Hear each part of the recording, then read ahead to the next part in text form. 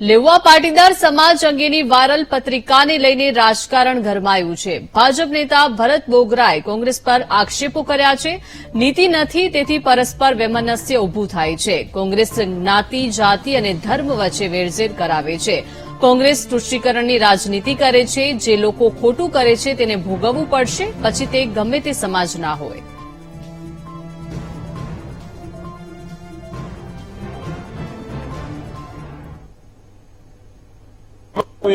એક રાષ્ટ્રપિતા તરીકે બિરુદ મેળવીને દેશની આઝાદી અપાવી છે એવા મહાપુરુષ માટે કોઈ ટીકા ટિપ્પણી કરવી એનું પરિણામ એ પાર્ટી ભોગવતી હોય છે। આજે અશોકભાઈ ડાંગરની એમની ટીમ કોંગ્રેસ છોડે છે, એના કારણોમાં આવું બધું જ કંઈક બોલ્યા, એટલે મારે એમના વિશે કોઈ ટીકા ટિપ્પણી નથી કરવી।